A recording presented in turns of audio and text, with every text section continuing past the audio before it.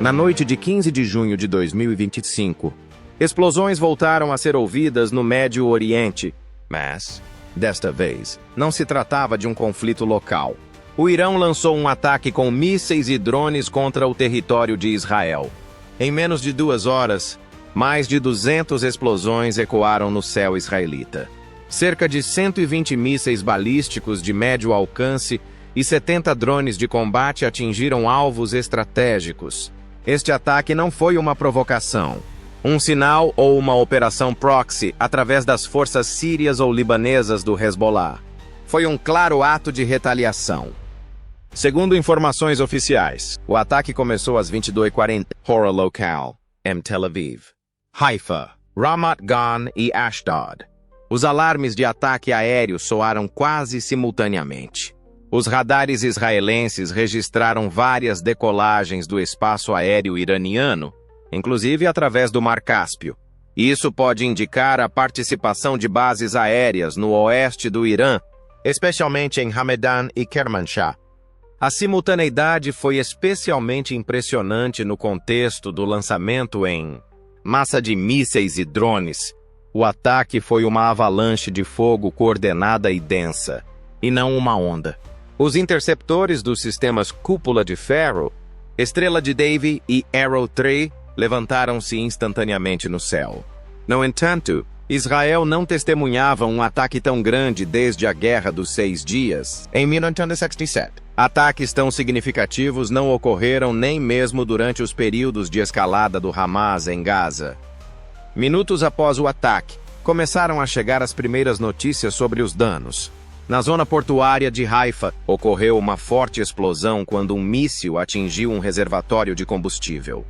3 ataques ocorreram na zona da base aérea de Ramat David, considerada um importante centro logístico e de caças. Um hangar e infraestruturas de abastecimento foram danificados. Segundo relatos, em Tel Aviv, 2 foguetes romperam o sistema escalonado de defesa antiaérea e atingiram uma área residencial. Edifícios foram destruídos. A rede elétrica foi danificada e a área ficou sem energia por várias horas. As pessoas ficaram aterrorizadas. As pessoas procuraram abrigo no metro e em abrigos subterrâneos, e algumas linhas foram temporariamente encerradas. É importante notar que o Irã utilizou mísseis do tipo Zolfaghar e Desful, que são mísseis balísticos altamente manobráveis, com um alcance de até 700 km e capazes de executar trajetórias complexas na fase final. Possuem um sistema de navegação inercial com correção por GPS. De acordo com analistas ocidentais, foi precisamente a sua manobrabilidade e velocidade na fase terminal que desempenharam um papel decisivo na superação dos sistemas de defesa antimísseis israelenses. No entanto, o mais perigoso foi o fato de o ataque ter sido acompanhado por uma onda densa de drones kamikaze. Mais tarde, descobriu-se que eles se moviam à frente da onda de choque principal e que o seu objetivo principal era destruir os radares, lançadores e postos de comando da defesa antiaérea israelita. Assim, a estratégia iraniana baseava-se numa supressão em vários níveis. Primeiro, enfraquecer a defesa, em seguida, desferir o golpe principal. Nunca antes Tel Aviv enfrentou um conjunto de esforços semelhante. Especialistas militares observam que, devido ao grande número de ameaças, a defesa antiaérea foi forçada a trabalhar em modo de priorização, ou seja, selecionar os alvos mais perigosos e ignorar os menos importantes devido à falta de tempo e recursos. Este momento colocou em risco tanto Israel como todos os seus aliados. Se a defesa multinível do país, financiada por milhares de milhões de dólares dos US e da OTAN, pode ser parcialmente paralisada em poucos minutos, isso significa que a invulnerabilidade estratégica chegou ao fim. As primeiras fotos divulgadas nas redes sociais mostraram a dimensão do ataque. O porto de Haifa em chamas. Armazéns destruídos. Carros em chamas em Tel Aviv. Moradores em choque e ruínas fumegantes na área de Ramat David. Essas imagens se espalharam rapidamente pelo mundo causando preocupação e medidas políticas. É evidente que um ataque direto e em massa do Irão contra Israel se tornou realidade. O sistema de defesa antiaérea israelita, considerado um dos mais avançados do mundo, passou por um verdadeiro teste. Até então, o Iron Dome, cúpula de ferro, o David's Sling, flecha de David, e o Arrow 3 tinham lidado com sucesso com todas as ameaças, desde os primitivos foguetes Qassam até drones de alta velocidade. No entanto, na noite de 15 de junho de 2025, o seu potencial foi testado ao limite pela primeira vez. Fontes militares confirmaram que a principal razão para a ineficácia parcial da defesa aérea israelense foi a própria estratégia de ataque. O Irã utilizou uma tática de saturação na defesa. Nenhum sistema existente foi capaz de interceptar mais de 200 alvos ao mesmo tempo. Nem mesmo o americano Aegis ou o alemão Iris-T-SLM. O ataque iraniano foi revolucionário porque se baseou num excesso de ameaças calculado matematicamente e não na superioridade tecnológica. De acordo com o Ministério da Defesa, os primeiros a serem lançados foram drones kamikaze, cerca de 4 a 5 minutos antes do início da onda principal de mísseis. Eles procuravam especificamente locais onde se encontravam radares e estações de controlo de sistemas de defesa aérea. Parece que alguns dos drones tinham um sistema óptico-eletrônico de reconhecimento de alvos, que lhes permitia atingir com precisão alvos pouco visíveis. Um dos eventos mais impressionantes foi a parcial desativação das baterias do Iron Dome, localizadas no sul de Tel Aviv. Isso ocorreu devido a um ataque ao centro de comando, que atrasou a ativação de parte dos mísseis interceptadores.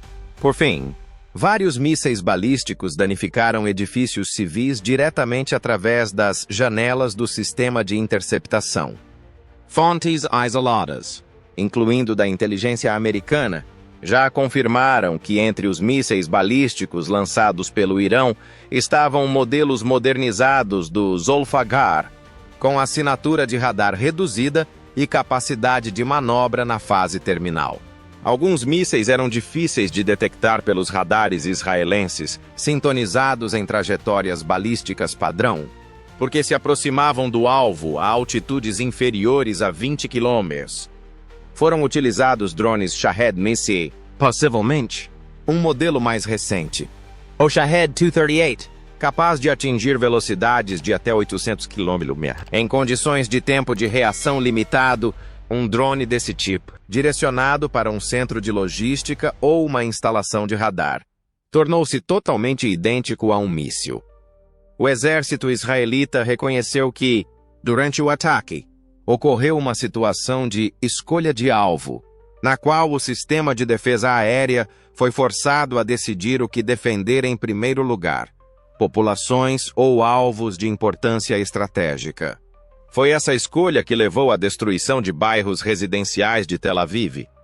Além disso, o problema da supersaturação da arquitetura de defesa antiaérea está a tornar-se cada vez mais discutido entre os especialistas. Os sistemas modernos Iron Dome são capazes de repelir simultaneamente entre 80 e 100 alvos. A sobrecarga do software e a coordenação tática surgem quando esses indicadores são excedidos. É importante lembrar que sistemas como o Arrow 3 foram desenvolvidos para interceptar mísseis balísticos fora da atmosfera. No entanto, ele é ineficaz contra ataques em massa de objetos voando a baixa altitude e drones. Assim, especialistas afirmam que o Irã utilizou uma ameaça multiespectral, composta por drones de voo baixo, mísseis manobráveis de médio alcance e alvos balísticos de alta altitude. Este ataque foi realizado praticamente sem o uso de proxies de terceiros, o que é outro ponto importante. Isso demonstra a determinação política do Irã em sair das sombras e mostrar o seu poder. Foi um golpe inesperado para Israel, tanto física quanto estrategicamente. Nas primeiras horas após o ataque, analistas renomados em todo o mundo, incluindo o Instituto de Estudos de Defesa de Tel Aviv, publicaram relatórios afirmando que Israel enfrenta uma nova evolução da ameaça. Anteriormente, a lógica militar consistia em isolar e controlar Gaza e o Líbano. Agora, trata-se de um ataque centralizado e altamente tecnológico, utilizando um componente hipersônico. Além disso, alguns analistas dos Beatles observam que o sistema de defesa aérea Iron Dome, no seu estado atual, está sujeito a um ataque sistemático por enxames de drones. Os círculos militares há muito discutiam essa questão, mas ela se tornou evidente pela primeira vez quando se depararam com a ideia completa da avalanche de fogo unificada iraniana. Assim, a noite de 15 de junho ficará na história como o momento em que a defesa multinível de Israel foi violada pela primeira vez. Embora não seja uma derrota, é um sinal claro de que a superioridade aérea não é mais garantida. Israel agora precisa repensar completamente seu conceito de defesa antiaérea. Isto pode ser o início de uma nova guerra pelo armamento na região. O ataque noturno não foi acidental. A maioria dos mísseis e drones lançados pelo Irão foram direcionados para partes vitais da infraestrutura, tanto militar quanto civil, e não para alvos simbólicos ou psicológicos. Isto mostra que a operação foi planeada e executada de forma estratégica. Causar o máximo de danos possível às capacidades de defesa, logística e controlo do espaço aéreo de Israel. A primeira coisa que se soube foi que um depósito de petróleo na zona industrial do porto de Haifa tinha sido atingido. Um míssil balístico iraniano atingiu um tanque de combustível, provocando uma forte explosão que foi ouvida num raio de 20 quilômetros. A tempestade de fogo e a coluna de fumo que se seguiu atingiram mais de 300 metros de altura, como mostram as imagens de vídeo de testemunhas oculares. Até 40% de toda a logística marítima do norte de Israel é servida pela infraestrutura portuária, que foi danificada pelo incidente, o que levou a uma evacuação em massa. Especialistas militares investigaram o segundo ataque contra a base aérea de Ramat David. A base, localizada no norte do país, abriga esquadrões de caças F-16I e F-35I, bem como drones de reconhecimento. De acordo com informações vazadas do Ministério da Defesa, pelo menos 3 mísseis atingiram o território da base. Um deles atingiu um hangar de abastecimento, um centro logístico e uma subestação elétrica que fornecia energia para a defesa antiaérea na região. Consequentemente, pelo menos 2 caças foram danificados. Parte dos drones foi destruída e a logística foi redirecionada para bases no sul, no Negev. Embora os danos para os residentes de Tel Aviv tenham sido mais significativos, eles foram menos importantes do ponto de vista estratégico. 2 mísseis que atravessaram a defesa antiaérea caíram numa zona residencial no sudeste da cidade, destruindo 3 edifícios. Um dos projéteis danificou um centro de distribuição de energia elétrica, o que provocou um corte de energia em cerca de 40 mil casas. Além disso, os abrigos civis ficaram superlotados e algumas linhas de metro foram encerradas durante várias horas. Foram divulgadas notícias de pânico, interrupções nas comunicações móveis e falhas no abastecimento de água. Além disso, foi relatado um ataque a um centro estratégico de comunicações numa zona deserta entre Dimona e Beersheba. Jornalistas de Israel afirmaram que este centro era utilizado para planear operações de drones militares. O serviço com as divisões do exército no sul ficou temporariamente paralisado devido à destruição de algumas antenas e retransmissores de satélite. Ao falar sobre os alvos danificados, o Irão escolheu cuidadosamente os seus alvos. Analistas militares afirmam que os ataques foram direcionados principalmente a armazéns e centros logísticos, que são cruciais para a mobilização. Isso significa que o ataque não foi apenas uma resposta à provocação, mas parte de um cenário mais amplo para enfraquecer a defesa israelense em caso de um possível conflito na região. É importante notar também a eficácia dos drones na destruição de infraestruturas. Fontes dos serviços de segurança israelenses informam que os drones transportavam cargas termíticas e explosivos com o objetivo de incendiar e derreter peças de equipamento. Essas cargas foram usadas para destruir geradores e instalações de radar. Um desses ataques foi o incêndio em uma estação de radar móvel perto de Ashdod, que cegou temporariamente a costa sudoeste. De acordo com declarações oficiais do Ministério da Saúde e do Ministério do Interior, 11 pessoas morreram, 84 ficaram feridas, 37 delas em estado crítico. Os danos totais ainda estão a ser avaliados. Entre os feridos estão civis, soldados e crianças. A falta de leitos e de sangue em unidades de terapia intensiva em Tel Aviv, Ashkelon e Haifa levou a uma situação de emergência nos hospitais. As fotos da destruição divulgadas pela mídia mundial também não causaram grande repercussão. Muitas agências internacionais, incluindo Reuters e Al Jazeera, publicaram imagens de satélite mostrando crateras, edifícios destruídos e destroços de equipamentos. Isso aumentou a pressão sobre o governo de Israel e colocou em dúvida muitas pessoas na região. Se mesmo um país altamente tecnológico, com um sistema moderno de defesa aérea e apoio ocidental, não consegue se defender completamente de um ataque, em que situação estão os outros países? Tudo isso indica que o Irão realizou um ataque cirurgicamente preciso e altamente tecnológico, destinado não a intimidar, mas a minar a funcionalidade de importantes nós da máquina militar israelita. Além disso, apesar de Israel continuar a manter a situação sob controle, esses ataques foram um choque e já alteraram o equilíbrio de forças na região. A manhã de 16 de junho de 2025 começou em Israel com declarações políticas, reuniões de emergência e pressão crescente. O primeiro-ministro de Israel convocou uma reunião extraordinária do Conselho de Segurança Nacional às 03h15, hora local. De acordo com informações divulgadas pelo gabinete do chefe do governo, 3 questões principais estavam na agenda: avaliação dos danos causados, análise das falhas no sistema de defesa e discussão de possíveis respostas. O primeiro-ministro classificou o incidente como um ato direto de guerra, que não ficará sem resposta durante a sua declaração à imprensa pela manhã.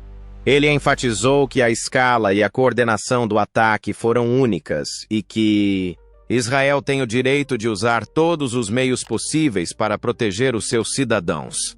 No entanto, até o final da noite, não houve ações militares, apesar da retórica agressiva. Dentro de Israel, isso provocou críticas cada vez maiores.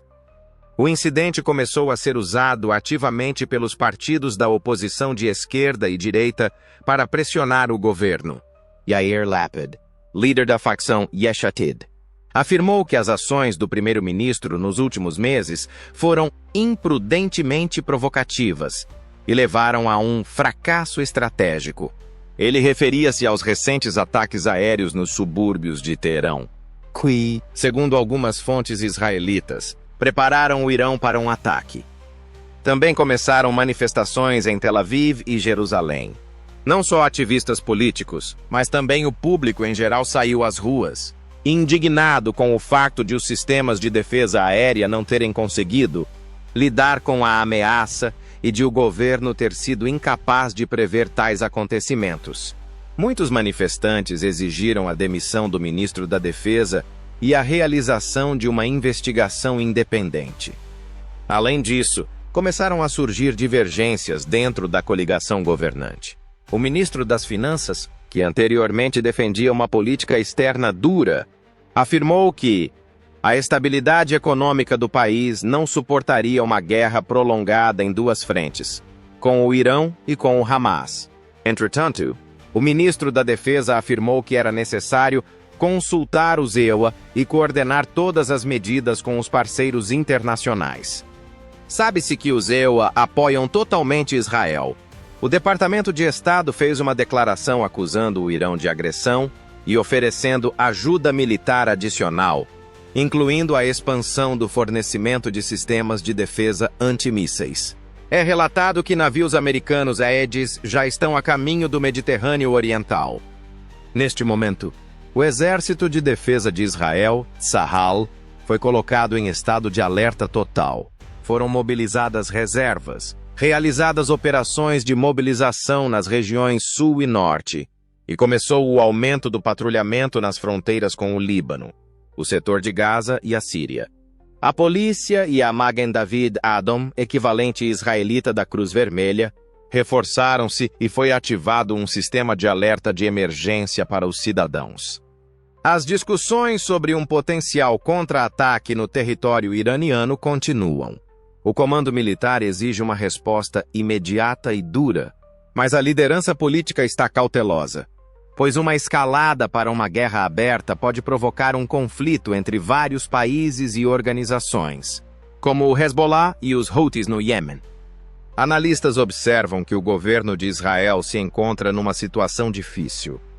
A população exige determinação e retaliação, enquanto os parceiros internacionais, especialmente os EU e a UE, exigem moderação.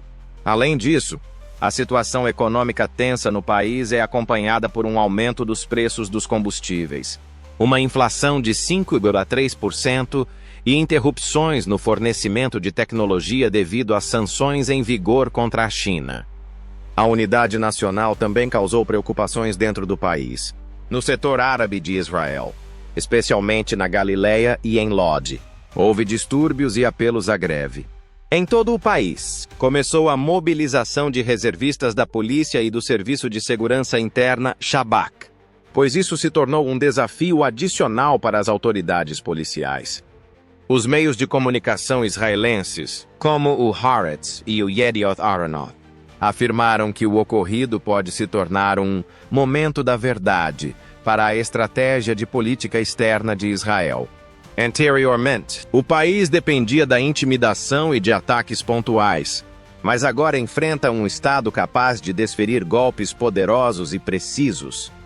Durante os 2 primeiros dias após o ataque, o governo de Israel esteve sob pressão trivial, pública, política e militar.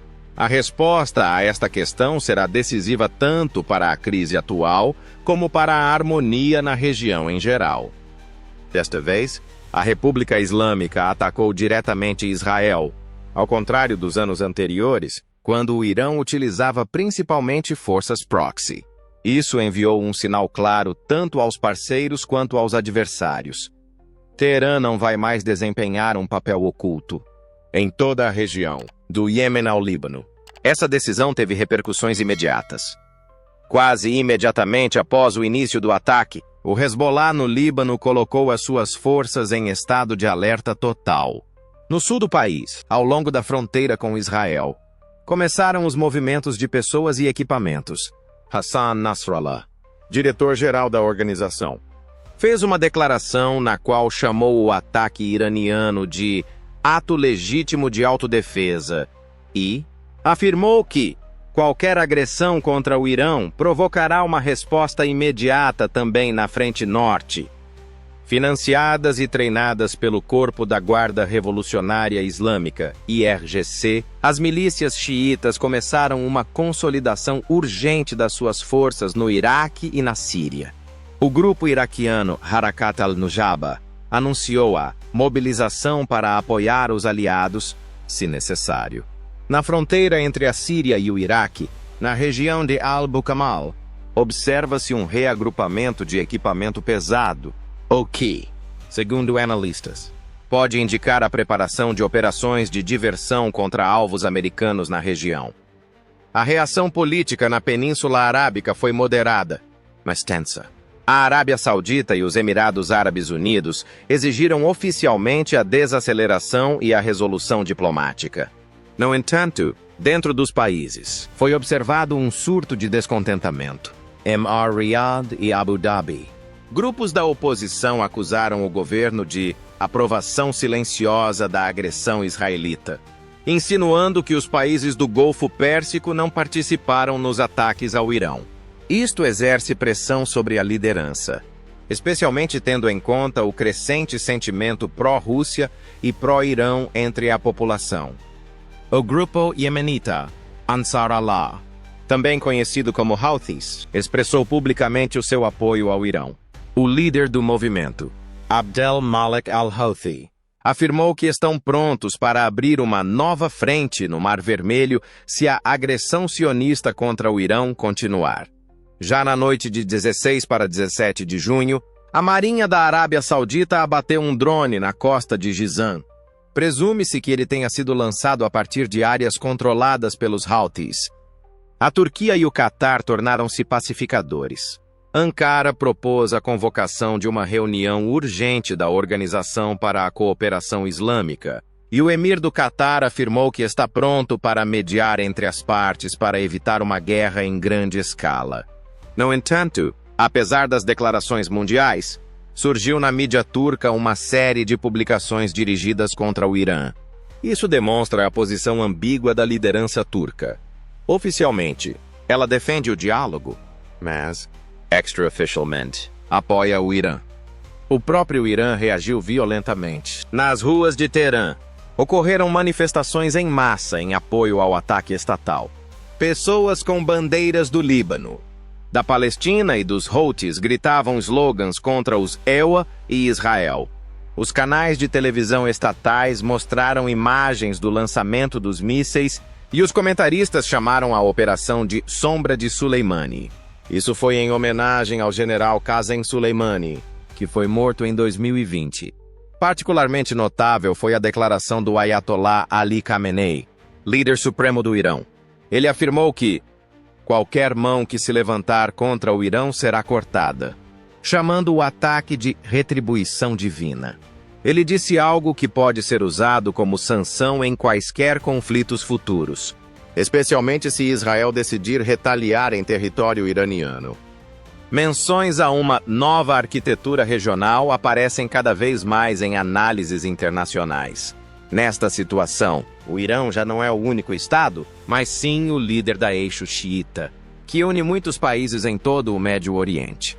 Além disso, enquanto antes Israel contava com a força dissuasora dos Houthis e com as capacidades de inteligência da Mossad, agora tem uma rede de aliados do Irão que podem agir em simultâneo.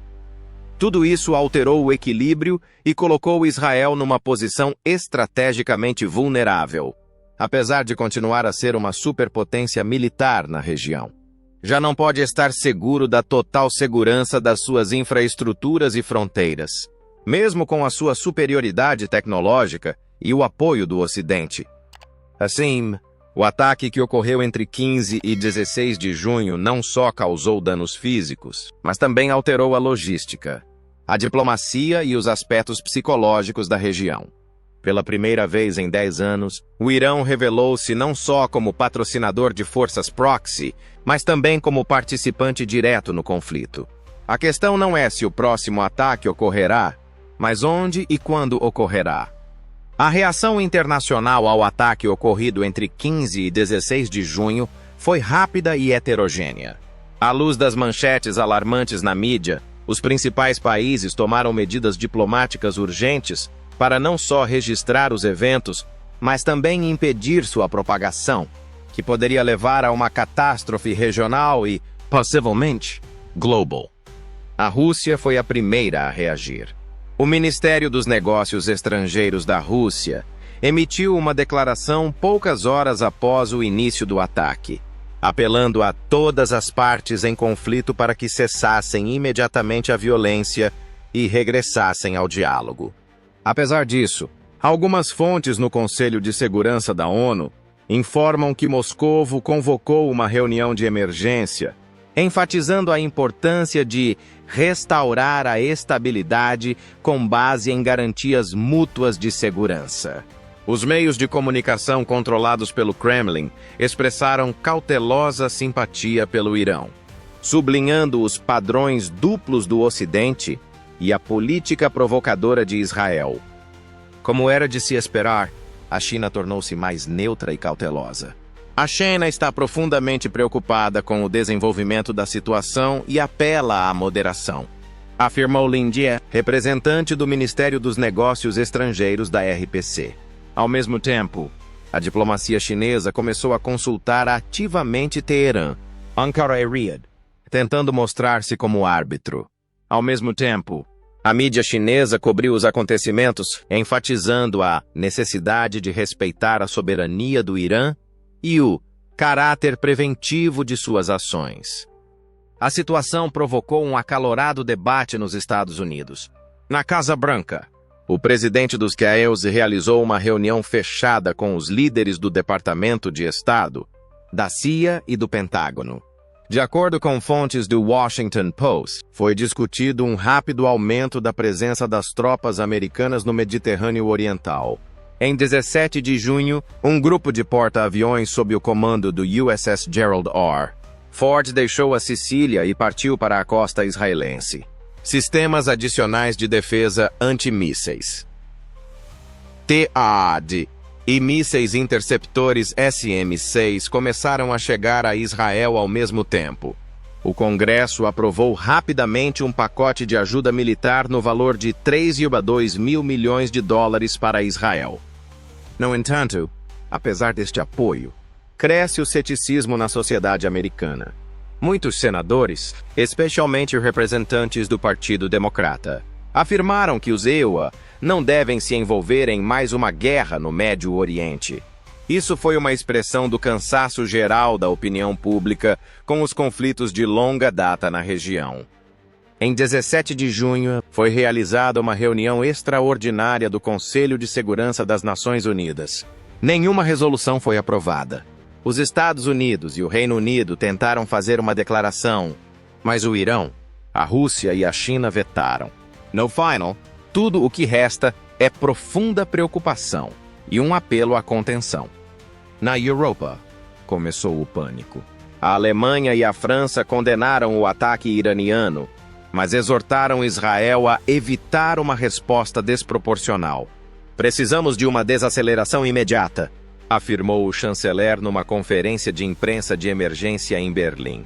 Mais um passo levará a uma guerra regional. Manobras militares também começaram em meio a essa tempestade diplomática. A Turquia transferiu seu exército para a fronteira com a Síria. O Egito reforçou a vigilância do Canal de Suez. De acordo com dados de reconhecimento por satélite, o Irão continua a transferir mísseis para as regiões ocidentais do país. Tudo isto provocou uma sensação de mobilização em massa em toda a região. Em seguida, os mercados mundiais reagiram em pânico. O preço do petróleo. Brent subiu 11%, para $103 por barril. O ouro ultrapassou o seu máximo desde o início da pandemia, atingindo os $4,50 por onça. Os índices de ações em Israel, Arábia Saudita e Turquia sofreram grandes alterações. Empresas do setor de transportes e turismo relataram cancelamentos e perdas significativas. Atualmente, muitos analistas comparam a situação com outubro de 1973, quando começou a Guerra do Jogo do Juízo Final. No entanto, eles observam que as apostas aumentarão em 2025. Mísseis de alta precisão. Tecnologias hipersônicas. Inteligência artificial e sistemas de guerra eletrônica estão por toda parte. Além disso, armas nucleares. Este último aspecto é o mais preocupante. Apesar de Israel não confirmar oficialmente que possui um arsenal nuclear, acredita-se que tenha até 90 ogivas. Apesar das declarações oficiais sobre um programa nuclear pacífico, o Irão continua em disputa sobre o enriquecimento de urânio. Embora o risco de um conflito nuclear não seja mínimo em caso de escalada, tornou-se tema de discussão a todos os níveis. Assim, a região encontra-se à beira de um conflito em grande escala. Todas as atividades diplomáticas, de Ankara a Nova York, visam manter a situação atual. Mas o efeito dominó pode ser irreversível se pelo menos um míssil atingir novamente a capital ou uma instalação militar. Resta uma questão importante.